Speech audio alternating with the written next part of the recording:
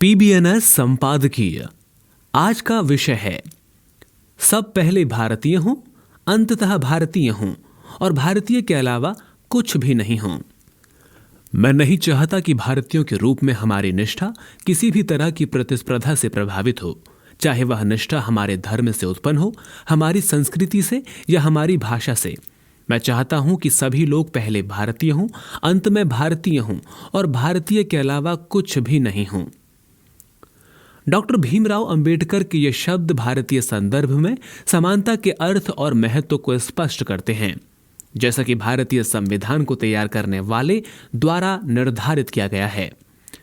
ऐसे बेहद कम लोग होंगे जिन्होंने स्वतंत्रता संग्राम और सामाजिक समानता के मुद्दे को समान महत्व दिया हो, जिसे बाद में कुछ राजनीतिक लोगों ने सामाजिक न्याय का नाम दिया। डॉक्टर भीमराव अंबेडकर एक ऐसे ही व्यक्ति थे जिन्होंने सामाजिक समानता और स्वतंत्रता के संघर्ष के मुद्दे को एक दूसरे के पूरक के रूप में रेखांकित किया। डॉक्टर अंबेडकर का मानना था कि स्वतंत्रता और सामाजिक समानता की लड़ाई को बराबरी के स्तर पर लड़ा जाना चाहिए। वे समाज के दलितों और पिछड़े वर्गों के अधिकारों के लिए निरंतर लड़ने वाले एक निष्ठावान योद्धा थे। जिस तरह भारत को आजादी मिलने के बाद सामाजिक न्याय में उनका योगदान और भी प्रमुख हो गया, उन्होंने भारतीय संविधान के निर्माण का कुशल संचालन किया, जो नए राष्ट्र और उसके समाज के लिए एक प्रकाश स्तंभ बन गया। उनका सबसे बड़ा योगदान संविधान की ड्राफ्टिंग कमेटी के अध्यक्ष के रूप में हो सकता है, लेकिन उनकी जबरदस्त दूरदर्शिता और विवेकपूर्ण विद्वता के साथ समाज की भलाई के लिए निरंतर काम करना देश की प्रगति में हमेशा मददगार साबित होगा। इसके अलावा उन्होंने कई ऐतिहासिक सुधारों को संचालित किया और भारत द्वारा बनाए गए कई संस्थाओं के पीछे दर्शन और ज्ञान को रेखांकित किया। वे भारत रत्न प्राप्त करने वाले एक विद्वान, पत्रकार, शिक्षाविद, कानूनी विद्वान, समाज सुधारक, राजनीतिक नेता और सबसे बढ़कर एक महान मानवतावादी थे। उनका दर्शन और जीवन साहस दृढ़ विश्वास का प्रतीक है। उन्होंने अपनी जाति और खराब आर्थिक पृष्ठभूमि के बावजूद ज्ञान की खोज के लिए खुद को समर्पित कर दिया। इन सब के अलावा वे लैंगिक समानता सुनिश्चित करने के लिए विरासत और विवाह में महिलाओं के समान अधिकारों के लिए भी लड़े।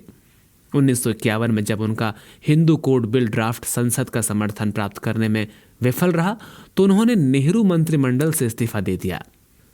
डॉक्टर भीमराव अंबेडकर ने मुंबई में एलिफिंस्टन कॉलेज से स्नातक और न्यूयॉर्क में कोलंबिया विश्वविद्यालय से डॉक्टरेट की उपाधि प्राप्त की। इसके साथ ही उन्होंने लंदन स्कूल ऑफ इकोनॉमिक्स में भी अध्ययन किया, जहां उन्हें ग्रेज इन द्वारा बैरिस्टर एट लॉ की डिग्री से सम्मानित किया गया। शैक्षणिक क्षेत्र से जुड़ी ये सारी उपलब्धियां आज भी आर्थिक रूप से संपन्न लोगों के लिए अकल्पनीय हैं। देश की शीर्ष अदालतों में अभ्यास करके एक आरामदायक जीवन जीने के बजाय डॉक्टर अंबेडकर ने दलित वर्गों की आवाज बनना चुना और उसे बढ़ावा देने के लिए कई संगठनों की शुरुआत की।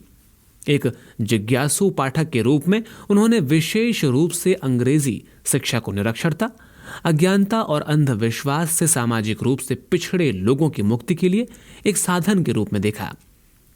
देश हित में उनका योगदान बेशुमार है, यहां तक कि 1923 की उनकी पीएचडी थीसिस का शीर्षक था ब्रिटिश भारत में प्रांतीय वित्त का विकास, जो वित्त में वर्टिकल और हॉरिजॉन्टल असंतुलन की समस्याओं को हल करने के लिए भारत के वित्त आयोग के लिए एक अकादमिक आधार प्रदान करता था।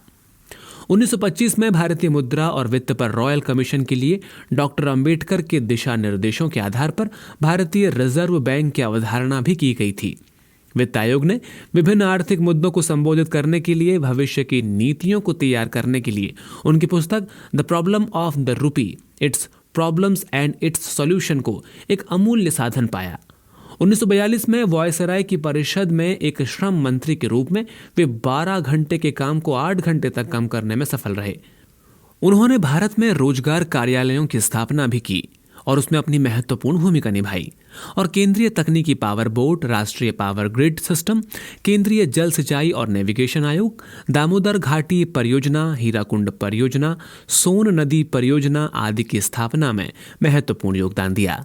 इसके अलावा सामाजिक आर्थिक परिवर्तन, मौलिक अधिकारों की रक्षा, स्वतंत्र संस्थाओं और सामाजिक लोकतंत्र की दिशा में निरंतर आंदोलन के लिए डॉक्टर अंबेडकर का दृष्टिकोण आज भी प्रेरणादायक है।